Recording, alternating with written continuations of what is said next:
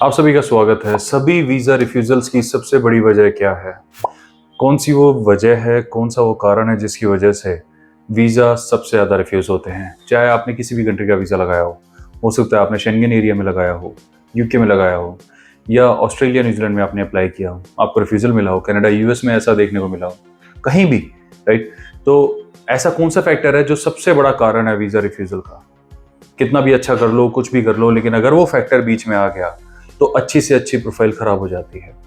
वो फैक्टर हम डिस्कस करने वाले हैं इस वीडियो में, तो इसलिए मैं आपको बताना चाहता हूँ इस वीडियो का अंत तक, एंड तक देखना बहुत ज़रूरी है, ताकि आप इस फैक्टर को जो भी हम डिस्कस करने वाले हैं इसको समझें और इसको अपने साथ होने से बचा सकें। आपके एप्लीकेशन में, आपके केस में ना हो, इसलिए इसकी पूरी जानकारी होना बहुत ज़रूरी है। तो हो सकता है आप किसान हो सकता है आप सेल्फ एम्प्लॉयड हैं, आपका बिजनेस है या फिर एक जॉब आप कर रहे हैं, हो सकता है आपका फ्रेश पासपोर्ट है, हो सकता है आपका ट्रैवल हिस्ट्री वाला पासपोर्ट हो, आपने काफ़ी सारे देशों में दे सकता हो। लेकिन अगर जो हम डिस्कस करने वाले हैं वो वाला पॉइंट आया, तो कैसी भी प्रोफाइल हो उसको रिफ्यूज़ल झेलना पड़ सकता है, राइट? तो इसलिए इसको एंड तक देखना ज़रूरी है। तो वीज़ा रिफ्यूज़ल से आप समझते हैं, वीज़ा रिफ्यूज़ल का मतलब हो गया आपने वीज़ा एप्लीकेशन अप्लाई करी, आपने अपना पर्पस उनको बताया और उन्होंने डाउट किया और वीज़ा रिफ्यूज़ कर दिया। अब ये जो डाउट होता है ये कई तरीके का हो सकता है। या तो हमारे पर्पस पे डाउट कर रहे हैं, हमने बोला जी हम एज अ टूरिस्ट आना चाह रहे हैं और उस पर वो डाउट करके बैठ गए जी टूरिस्ट वूरिस्ट पे नहीं आ रहे हैं, इनका तो कुछ और ही पर्पस है, इनको वीज़ा नहीं दे रहा मैं, राइट? या फिर उनको ये लगाओ कि नहीं टूरिस्ट के पर्पस पे आ रहे हैं, पर्पस भी समझ में आ रहा है लेकिन प्रोफाइल समझ में नहीं आ रही है, उस पर डिनाई कर सकते हैं। या फिर हो सकता है कि आपके लैक ऑफ डॉक्यूमेंट्स की वजह से डिनाई कर सकते हैं। यानी वीज़ा रिफ्यूज़ल इन कारणों से तो आम बात है, होता रहता है, लेकिन उनका क्यों होता है जिनका ये सारे के सारे कारण नहीं होते? डॉक्यूमेंट्स भी पूरे हैं, पर्पस भी अच्छे से एक्सप्लेन किया हुआ है, प्रोफाइल भी बिल्कुल परफेक्ट है, फिर क्या ऐसी बात हो जाती है जिससे वीज़ा रिफ्यूज़ हो जाते हैं? उसमें दिखाना होता है सर्कमस्टांस। देखिए ये वर्ड ध्यान रखिए, सर्कमस्टांस या सर्कमस्टांसेस।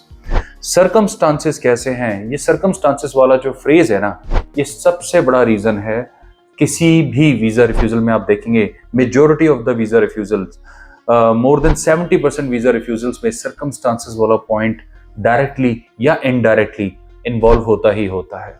अब सर्कमस्टांसेस से आप क्या समझते हैं? सर्कमस्टांसेस का मतलब हो गया आपने वीजा अप्लाई करा, आपका सर्कमस्टांस, जो भी आपने प्रोफाइल दिखाई उस प्रोफाइल का सर्कमस्टांस, जहां पर भी आप ट्रैवल करने वाले हैं उस ट्रैवल का सर्कमस्टांस। अब ये सुनने में बड़ा अजीब सा लग रहा है, ये बार बार क्या है सर्कमस्टांस? यानी मैंने बोला कि मैं आपके देश में आना चाहता हूं, ओके, ये मेरी ट्रैवल प्रोफाइल है, ये मेरी एप्लीकेशन है, तो प्लीज आप मुझे वीजा दे दीजिए, और उन्होंने वीजा रिजेक्ट कर दिया। यानी मैंने वीजा कब लगाया, लगाने का सर्कमस्टांस क्या है, मैंने किस समय लगाया? मैंने मार्च में लगाया, और मेरी खुद की प्रोफाइल क्या है, मैं सीए हूँ, या फिर मैं कोई फाइनेंस डिवीजन में रहता हूँ, या फिर मेरा स्टॉक मार्केट का, ब्रोकरेज का बहुत सीवियर, बहुत बिजी काम है।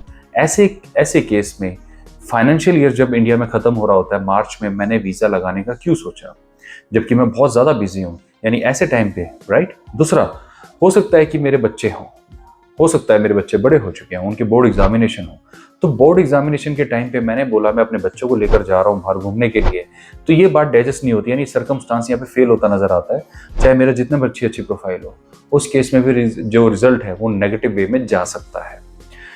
तीसरा हो गया कि भाई मैं अपनी पूरी फैमिली के साथ अप्लाई कर रहा हूँ, ठीक है, मैं पहले बहुत ट्रैवल कर चुका हूँ लेकिन मेरी फैमिली ने इतना ट्रैवल नहीं किया हुआ, तो ऐसे सिनारियो में मैं अपनी पूरी फैमिली के साथ ट्रैवल करने के लिए एकदम से एप्लीकेशन डालता हूँ, जबकि पास में मैंने अपनी फैमिली के साथ कभी ट्रैवल नहीं किया, तो उस केस में चाहे कनाडा हो, चाहे यूके हो, चाहे फ्रांस हो, इनको थोड़ा बहुत तो डाउट होगा कि ये पर्सन के इंटेंशन थोड़े ठीक से नहीं लग रहे हैं, पूरी फैमिली का एक साथ जाना ऐसे किसी टाइम पे जिसमें जाने का सर्कमस्टांस यानी पर्पस भी इतना स्ट्रांग नहीं है। हाँ, ऐसा हो सकता है कि मेरे पास किसी का इन्विटेशन आया तब बात अलग है, बट मेरे पास इन्विटेशन भी नहीं है, कोई बहुत स्ट्रांग रीजन भी नहीं है, बस मैंने ऐसे कैजुअली अप्लाई कर दिया इस ओवर कॉन्फिडेंस पे कि मेरी खुद की प्रोफाइल बहुत अच्छी है, तो ये सर्कमस्टांस सही नहीं था, उसमें भी वीजा रिफ्यूज हो सकता है।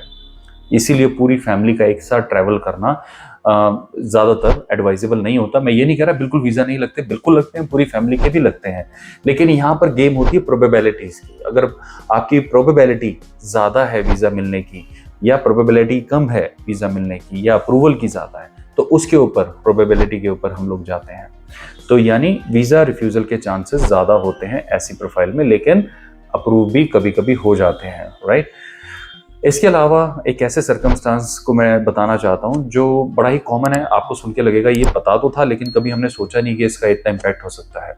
ओके, वो है जब आप अपने आप को बिजनेसमैन दिखाते हैं और आप एविडेंस के रूप में कोई खास प्रूफ नहीं दिखा पाते जिससे सर्कमस्टांस जो है प्रूव नहीं हो पाता। यानी मान लीजिए मैं बिजनेसमैन हूँ, मैंने ठीक है अपना जीएसटी लगा दिया, करंट अकाउंट लगा दिया, सारे पेपर्स लगा दिया और मैं बोल रहा हूँ कि मैं तो 15-20 दिन के लिए घूमने जा रहा हूँ और कनाडा आना है मुझे, या महीने के लिए आ रहा हूँ, तो 1 महीने का मुझे ट्रैवल प्लान है, ये मेरे सारे डॉक्यूमेंट्स है, तो प्लीज आप मुझे वीजा दे दीजिए। या 1 महीने के लिए मैं ऑस्ट्रेलिया आ रहा हूँ, मुझे वीजा दे दीजिए। या फिर मैं 15-20 दिन के लिए यूरोप आ रहा हूँ, जो भी मेरा पर्पस है। अब मैं बिजनेसमैन हूँ, मेरा बिजनेस चल रहा है, मैंने करंट अकाउंट स्टेटमेंट दे दी, मैंने अपनी saving account statement they the, but उसके अलावा मैं ये नहीं प्रूव कर पा रहा कि वो बिजनेस रन कैसे होगा। अगर मेरा बिजनेस जो है जिसमें मेरी फिजिकल रिक्वायरमेंट ज्यादा है, यानी मेरी मेरी बैठने के बगैर वहां काम नहीं होता और मेरी कोई खास पास्ट की ट्रैवल हिस्ट्री भी नहीं है, तो उस केस में उनको लगेगा कि भाई who is going to take care of your business, please let us know. तो ऐसे केस में अगर मैं सिंपल सा ये डायरेक्टिव दे देता हूं कि मेरी एब्सेंस में मेरी टीम है वो देखेगी, सिर्फ ये लिखना ही काफी रहता है, आपको कोई अपनी टीम की आईडी प्रूफ लगाने की जरूरत नहीं होती। आप सिर्फ अगर इतना लिख भी देते हैं दैट विल ऑल्सो सफाइस। आपकी फैमिली का कोई पर्सन है उसके बारे में लिख देते हैं, that is also suffice, that will also suffice. ठीक है, उस केस में भी काम बन सकता है। तो आप कोई ना कोई मेथोडोलॉजी के थ्रू अपनी एप्लीकेशन में अपने काउंसलेट को, एम्बेसी को ये चीज समझाएं कि आपकी एब्सेंस में भी आपके ऑपरेशंस एकदम फर्स्ट क्लास रहेंगे। और उस केस में आप प्रूव करें, देखिए मैं पास्ट में इतनी सारी जगह जा चुका हूं, आप देखिए, और जहां पर भी मैं गया हूं मैंने अपनी कंपनी को रिमोटली बहुत अच्छे से टेक केयर किया है। उससे आपको कहने की जरूरत नहीं है, लेकिन आपकी फाइल से उनको ये मैसेज मिल जाएगा, आपकी ट्रैवल हिस्ट्री से ये मैसेज मिल जाएगा। हाँ, ये जरूर है, अगर आपका कोई नया बिजनेस है उसके, और आपने जितना भी पास्ट ट्रैवल किया था उस टाइम आपने कुछ और प्रोफेशन दिखाया था, तो फिर और नया बिजनेस आपने ओपन किया है, इसमें आप अप्लाई कर रहे हैं और आप ये सोच रहे हैं कि मैं कोई प्रूफ ना लगाऊं, तो ये चीज भी ठीक नहीं है। यहाँ पर भी आपको प्रूफ लगाने चाहिए। तो ये कुछ एग्जांपल्स हैं जो हमने डिस्कस करे हैं जिसमें सर्कमस्टांस मैच नहीं हो पाते, जाने के मैच नहीं हो पाते और आने के मैच नहीं हो पाते, यानी सब कुछ अच्छा होते हुए भी कुछ लगता है कहीं कमी रह गई है, तो वो ये सर्कमस्टांसेस होते हैं। अच्छी प्रोफाइलों पे भी रिफ्यूजल रेट सिर्फ इन्हीं की वजह से आता है। कोई भी आप देखिए अच्छी प्रोफाइल, जिनकी अच्छा ट्रैवल होगा या जिनकी प्रोफाइल कंप्लीट होगी ना, वो कभी भी ये गलती नहीं करेंगे कि वो आधे अधूरे डॉक्यूमेंट लगा दें या ठीक से फाइल ना बनाएं या गलत तरीके से अपना पूरा प्रोफाइल एप्लीकेशन बना के अपलोड करते हैं। ऐसा नहीं होता उनके केस में। 99.9% हमेशा वो सही ही करेंगे, बट 1% अगर रिफ्यूजल ऐसे केसेस में आता है तो उसमें 70% रीजन सर्कमस्टांशियल बेस्ड होते हैं, सर्कमस्टांस मैच नहीं करते।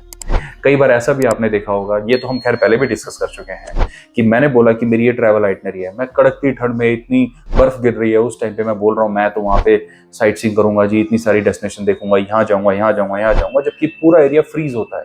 तो उस केस में भी तो सर्कमस्टांसेस मैच नहीं होते, राइट।